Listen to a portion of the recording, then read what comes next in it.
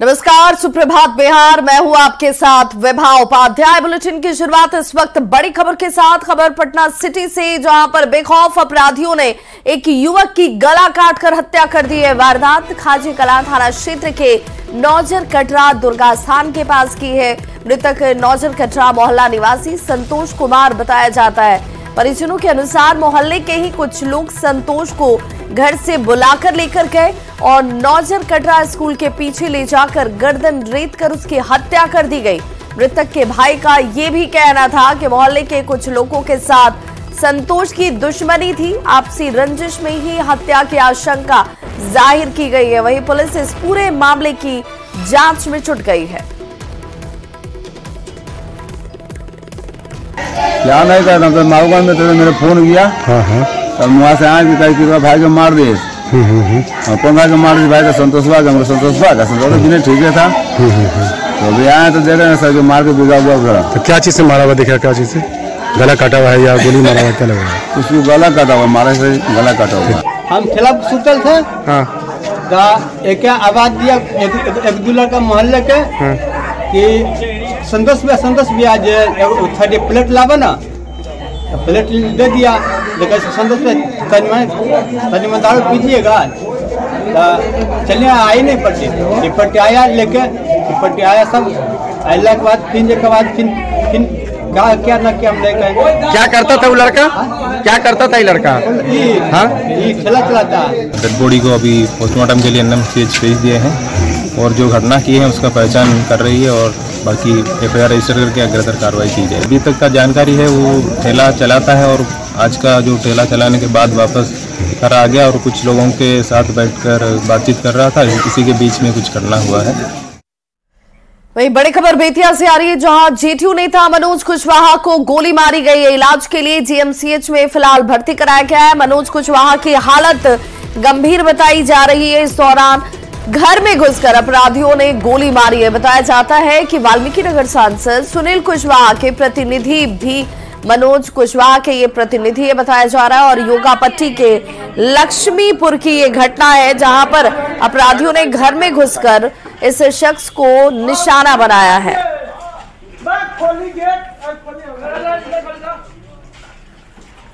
तो वाल्मीकि नगर एमपी के प्रतिनिधि को गोली मारी गई है। बताया जाता है कि इस वक्त इस शख्स की स्थिति गंभीर है। योगापट्टी के लक्ष्मीपुर की यह घटना है। वही बड़ी खबर भागलपुर से आ रही है, जहां पर अपराधियों ने फायरिंग की घटना को अंजाम दिया है। अंजनी सिंह के घर पर फायरिंग की गई है। अपराधी नवल सिंह और उसके समर्थकों पर इस पूरे फायरिंग का आरोप लगता हुआ 2 दर्जन से अधिक राउंड इस दौरान फायरिंग की गई है। गोराडीह थाना के नदियामा गांव की ये घटना।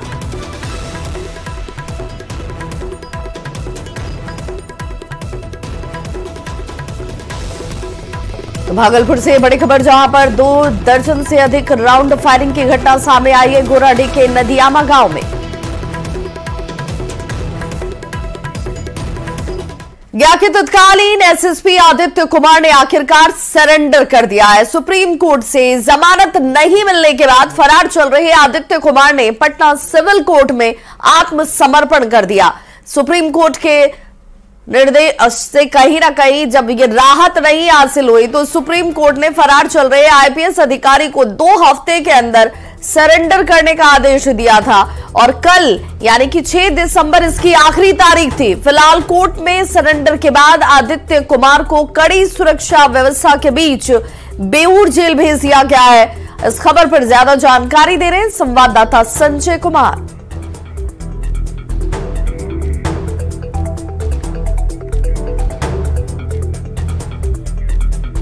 वहीं बड़ी खबर पटना से, जहां पर ड्रग्स विभाग की छापेमारी से पटना की सबसे बड़ी दवा मंडी गोविंद मित्रा रोड में हड़कंप मच गया। जानकारी के अनुसार डायलेक्स डीसी एनडीपीएस मामले में बीते 8 महीने में पहले गिरफ्तारी और उससे पूछताछ में गिरफ्तार युवक ने मां चिंतपूर्णी देवी ड्रग फार्मा दुकान का जिक्र किया था, जिसके बाद ड्रग्स विभाग की ओर से रूटीन चेकअप के तहत ये कार्रवाई की गई।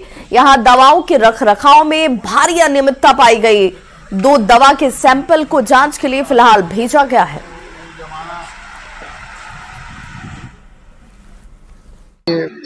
8वें महीने की बरामदगी थी। एनडीपीएस में आदमी की गिरफ्तारी भी हुई थी। डायलेक्स डीसी, इसमें संबंधित जांच आगे उसके डिपो की गई थी। डिपो ने भी इस संस्थान का नाम दिया था और इनका संस्थान 2 जगह से संचालित है, एक यहाँ पे जीएम रोड में है और एक दानापुर में। इन दोनों से संबंधित जांच चल रही है। जांच में क्या क्या सर अभी तक वो एनडीपीएस को फोकस करके नारकोटिक्स कंट्रोल का जो प्रायोरिटीज है उसको देख करके। कर्नाटक के विजयपुर में हादसे में बिहार के 7 मजदूरों की मौत हो गई। अलियाबाद औद्योगिक क्षेत्र में एक निजी खाद्य प्रसंस्करण इकाई के गोदाम में एक मशीन ढह जाने से करीब 100 टन मक्का के ढेर के नीचे दबने की वजह से बिहार के 7 मजदूरों की मौत हो जाती है। पुलिस ने इस मामले में लापरवाही का मामला दर्ज कर लिया है। बिहार के सीएम नीतीश कुमार ने इस हादसे पर दुख जाहिर किया। सीएम ने मृतक के परिजनों के लिए मुख्यमंत्री राहत कोष से 2-2 लाख रुपए अनुग्रह अनुदान देने की घोषणा कर दी है। साथ ही बिहार के स्थानीय आयुक्त को स्थिति का जायजा लेने और हर संभव सहायता उपलब्ध कराने, मृत मजदूरों के पार्थिव शरीर को उनके पैतृक गांव पहुंचाने के लिए समुचित व्यवस्था करने के भी निर्देश दिए हैं। साथ ही हादसे में घायलों के समुचित इलाज की व्यवस्था सुनिश्चित करने को कहा है।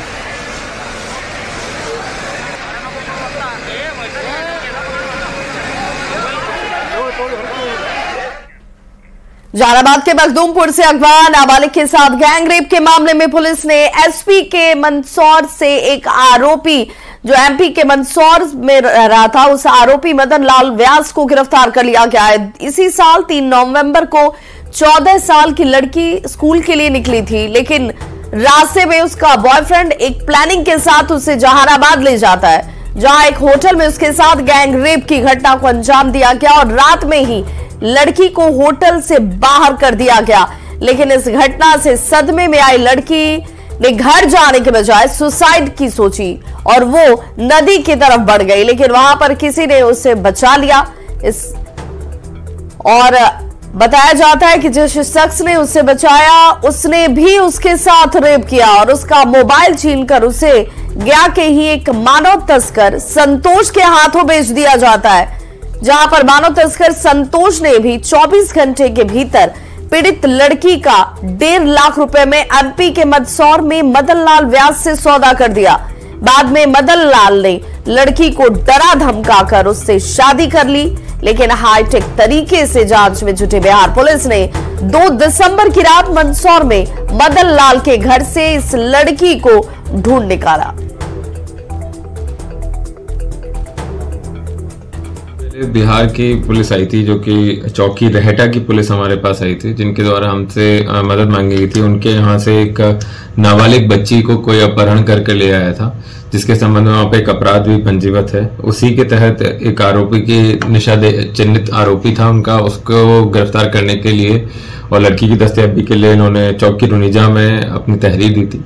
उस पर लोकल पुलिस भेजी गई और जो आरोपी है, आरोपी को भी हिरासत में लिया गया और जो अपहर्ता थी, नाबालिग बालिका थी, उसको भी बिहार पुलिस को दस्तयाब करके दी। इस मामले में उनके परिजनों द्वारा एक आवेदन दिया गया था कि एक लड़के पर आरोप लगाया गया था कि उनकी बच्ची को बहला फुसला के शादी की नीयत से अगवा कर लिया गया। इसमें जब तक पुलिस अधीक्षक के निर्देशन में इसमें तकनीकी अनुसंधान जब प्रारंभ किया गया तो ये तथ्य आया कि कुछ लोगों के द्वारा उसे बहला फुसला कर शादी के नाम पर मध्य प्रदेश के मंदसौर जिला में किसी व्यक्ति के द्वारा जबरन उसे शादी करा दी गई और वहाँ उसे कैद करके रखा जा रहा था। तकनीकी अनुसंधान के आलोक में हम लोगों ने सर्वप्रथम अरवल के कुर्था से प्रथम अभियुक्त को गिरफ्तार किया। आरजेडी के वरिष्ठ नेता शिवानंद तिवारी की मुश्किलें अब बढ़ गई हैं। पटना के एमपी एमएलए कोर्ट ने एक मामले में शिवानंद तिवारी को 1 साल के कारावास और 10,000 रुपए जुर्माने की सजा सुनाई है। शिवानंद तिवारी पर आरोप है कि साल 2018 में उन्होंने एक प्रेस कॉन्फ्रेंस आयोजित कर बिहार के मौजूदा जल संसाधन मंत्री संजय झा के खिलाफ अमर्यादित टिप्पणी की थी। कोर्ट ने आरोप सिद्ध करते हुए उन्हें यह सजा सुनाई है। 2018 का एक ये केस था, मामला था, और उसी में आज न्यायालय के द्वारा शिवानंद तिवारी को दोषी पाते हुए, मानहानि के आरोप में दोषी पाते हुए 1 साल की सजा और 10,000 का फाइन लगाया गया है। और एट प्रेजेंट उनको 30 दिन का प्रोविजनल बेल दिया गया है ताकि वो अपील फाइल कर सकें। अब उनको सेशंस कोर्ट में अपील फाइल करना होगा, बट आज के दिन में वो कन्विक्टेड पर्सन कहे जाएंगे। क्या किया था उन्होंने? 2018 का एक इंटरव्यू था उनका, जिसमें उन्होंने कुछ इम्प्यूटेशंस लगाए थे संजय झा जी के खिलाफ, और उन इम्प्यूटेशंस के बाद संजय झा जी के द्वारा ये केस लाया गया, और इस केस में आफ्टर ट्रायल कोर्ट के द्वारा पाया गया कि हाँ शिवानंद तिवारी दोषी हैं। उनके स्टेटमेंट के कारण संजय झा जी का जो व्यक्तित्व है, उनका जो समाज में इज्जत है, उसको धूमिल हुआ है। संजय झा अभी फिलहाल सूचना अभी वो मंत्री हैं सरकार में। अब वो 30 दिनों के अंदर बेल लेंगे। 30 दिन के अंदर उनको अपील फाइल करना होगा। अगर अपीलेट कोर्ट ने उनका बेल कंफर्म किया तो ठीक, नहीं किया तो जेल जाना पड़ सकता है। और फिर जो अपील का फैसला होगा, अगर अपील में भी वो दोषी पाए जाएंगे तो उनको जेल जाना पड़ेगा। और बड़ी खबर छपरा से, जहां पर बालिका गृह से 4 लड़कियां फरार हो गई। एक लड़की छत से गिरकर हालांकि जख्मी हुई है। भागने के दौरान छत से ये लड़की गिरी बताया जा रहा है, और लड़की को अस्पताल में इलाज के लिए भर्ती कराया गया है। हालांकि 3 लड़कियां अभी भी फरार हैं। तो छपरा से ये बड़ी खबर, जहां पर 4 लड़कियां जो है वो फरार हो रही थी, जिस दौरान एक लड़की छत से कूदने के दौरान जख्मी हो गई, जिसे इलाज के लिए अस्पताल में भर्ती कराया गया है। 3 लड़कियां अब भी फरार हैं।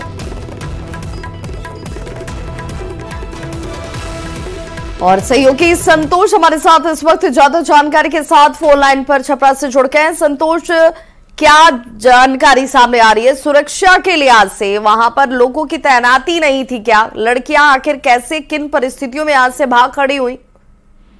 जी बिल्कुल, सुरक्षा के लिए वहां पुलिसकर्मी तैनात थे और वार्डन भी वहां थी, लेकिन किन परिस्थितियों में लड़कियों ने खिड़की का ग्रिल तोड़ करके वहां से भागने की कोशिश की है, यह जांच का विषय है।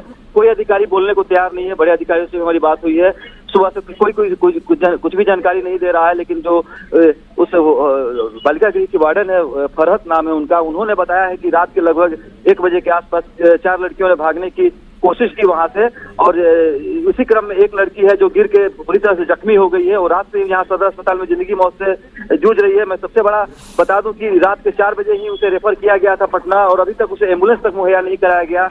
एक दूसरे मरीज के साथ उसे किसी तरह इलाज करके पटना भिजवाया गया है।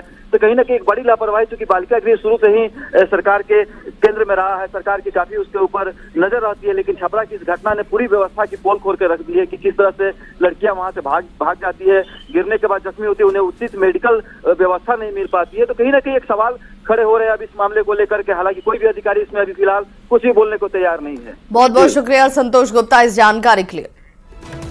बड़ी खबर राजधानी पटना से, जहां पर सरकारी स्कूलों का परीक्षा कैलेंडर अब जारी कर दिया गया है कि कैलेंडर से अब तमाम परीक्षाएं जो है वो संचालित होंगी, जिसमें फाइनल की गई है परीक्षा की तारीख। क्लास 1 से लेकर अगर 12वीं तक की परीक्षा देने की बात हो तो वहां पर उससे लेकर कैलेंडर जारी किया गया है। परीक्षा के दौरान बाकी क्लासेस सस्पेंड नहीं होंगे, ये भी कहा गया है। इसके अलावा अब क्लास 5, 8, 9 और 11 के बच्चों को वार्षिक परीक्षा में फेल होने पर मौका दिया जाएगा।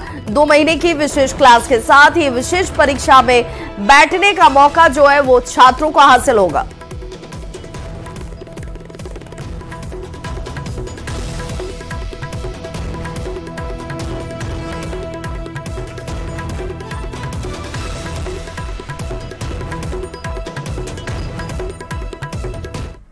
और सियासी गलियारे से बड़ी खबर सामने आ रही है, जहां पर डीएम के सांसद DNV सेंथिल कुमार बीजेपी और हिंदी भाषी राज्यों को लेकर विवादित बयान दिया है। दरअसल शीतकालीन सत्र के दूसरे दिन सेंथिल कुमार हिंदी पट्टी वाले राज्यों में हुए चुनाव में बीजेपी की जीत पर बयान दे रहे थे, और इस दौरान उन्होंने कहा कि बीजेपी की ताकत केवल हिंदी राज्यों में है, जिन्हें हम आमतौर पर गौमूत्र राज्य कहते हैं। That the people of this country should think that the power of this BJP is only winning elections and mainly in the heartland states of Hindi and what we generally call as the Gomutra states. You cannot come to South India. You see all the results of what happens in Tamil Nadu, Kerala, Andhra, Telangana and Karnataka. We are very strong over there.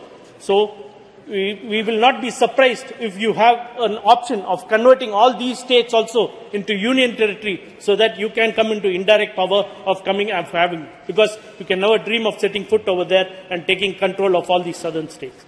So having the reservation bill into confidence. So we should first look into the history. तो संसद के शीतकालीन सत्र को लेकर आज तीसरा दिन और संसद के इसी शीतकालीन सत्र के दौरान आज भी हंगामे के पूरे आसार बताए जा रहे हैं। मंगलवार को डीएमके सांसद के बयान को लेकर जमकर हंगामा रहा। बुधवार को भी इसे लेकर हंगामा देखा गया।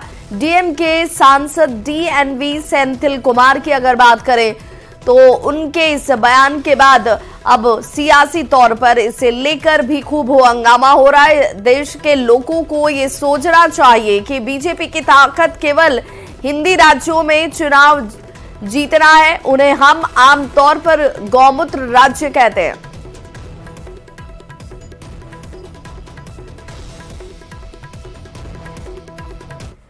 बेरोजगारी हटाओ यात्रा युवा क्रांति रथ लेकर बक्सर पहुंचने पर आरजेडी अध्यक्ष लालू प्रसाद का जोरदार स्वागत किया गया। मीडिया को संबोधित करते हुए लालू प्रसाद ने कहा है कि 17 दिसंबर को INDIA यानी कि इंडी गठबंधन की बैठक में सभी लोग शामिल होने वाले हैं। वहीं 3 राज्यों में बीजेपी के पक्ष में नेताओं पर जो नतीजे सामने आए उस पर भी उन्होंने अपनी प्रतिक्रिया दी और कहा कि इससे कांग्रेस कमजोर होने वाली नहीं है। चुनाव में हार और जीत लगा रहता है।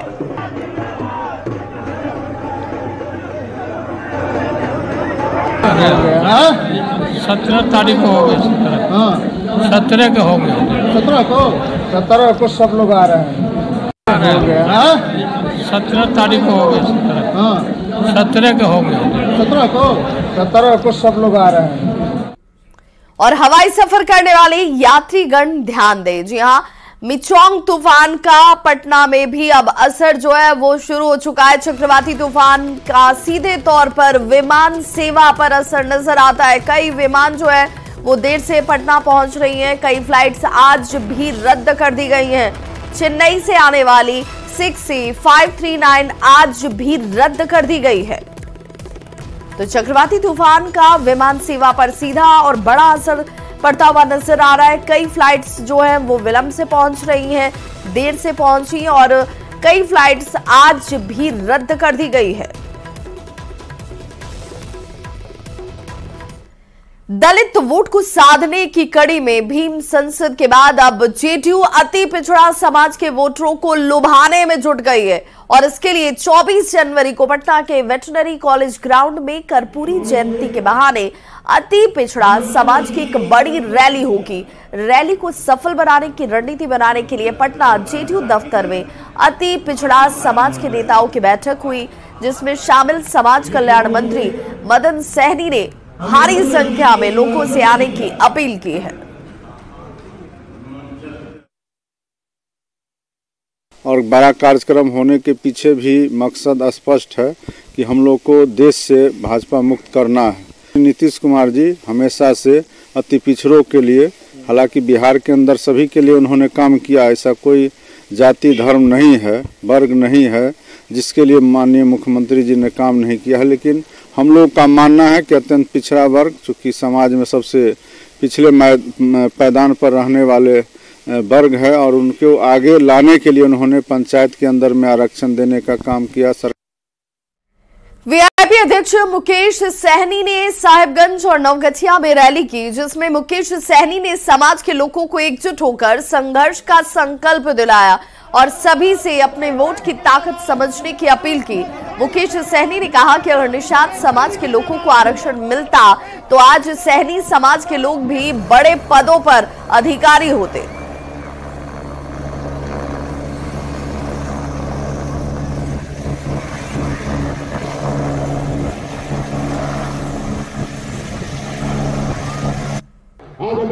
अगर आरक्षण मिल गया होता तो निषाद का बेटा भी कलेक्टर होता, एसपी होता, डी होता, बीडीओ होता, सीओ होता, डॉक्टर होता, इंजीनियर होता, लेकिन नहीं। इसका दोषी कौन है? इसका दोषी एक वो दिल्ली में बैठे हैं, वो दोषी है, और दूसरा वो समाज है और हम है कि अपने हक अधिकार के लिए संघर्ष के लिए लड़ाई लड़ेंगे। और यहाँ रुक रहे एक छोटे से अंतराल के लिए बने रहिए न्यूज़ 18 बिहार झारखंड के साथ।